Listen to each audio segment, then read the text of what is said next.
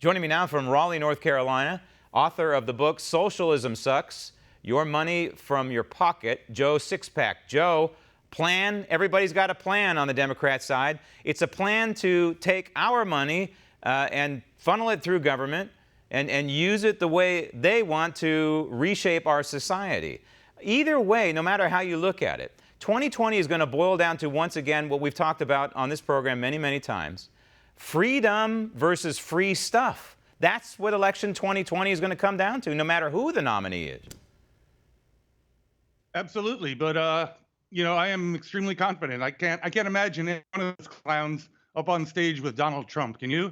It would just be a complete circus. He will eviscerate them. I am feeling so good about 2020. No, I agree with you. Hopefully, we'll get to see that at some point. We got a lot of real estate between now and then with what's going on in Washington, D.C. But when you look at Sanders and you look at Warren and the rest of them, what they are promising is impossible if you start adding it all up. And this is the thing that we have to impress upon the American people. It's impossible to do all of what they're doing.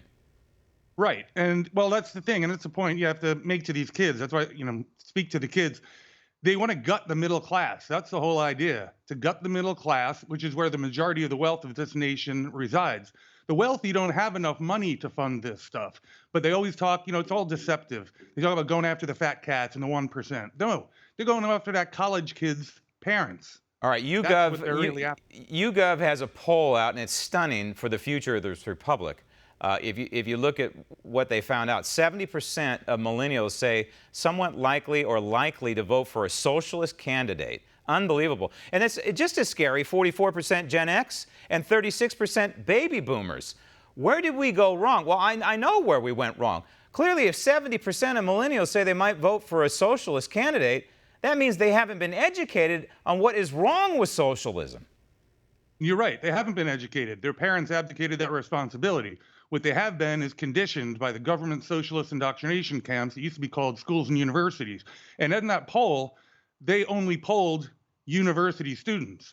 So there's a lot of that age position that are not included in this, which if you did, those numbers would certainly be tempered. They haven't been taught about the reality of socialism. And all we have to do is look at Venezuela or Cuba, Marxist socialism, and you'll see the results there. And they haven't been taught about history, and they haven't been taught about our republic. They haven't been taught about our United States Constitution. And so this is what we get. And so in the end, it's got to be up to the people who did not raise these children, you and I, Joe, to educate these people. Absolutely. But see, here's the thing. Socialism, as you said, it erases history. And you can't teach these kids this stuff in school. They don't want to. They just get indoctrinated at school. Schools don't teach kids how to think. They simply tell them what to think. Education is separate from schooling. Education comes from the family. Yep. And that's why the socialists are going after the family via feminism and emasculation of men. The sad part is, Generation X and the baby boomers who raised these 70% of millennials, they're to blame. And so we're left to pick up the pieces. That's the reality. Joe, thank you. Want to see more videos like this? Click on the link below and subscribe to One American News on YouTube. And call your cable provider and kindly demand that One American News is added to your lineup. Call and subscribe today.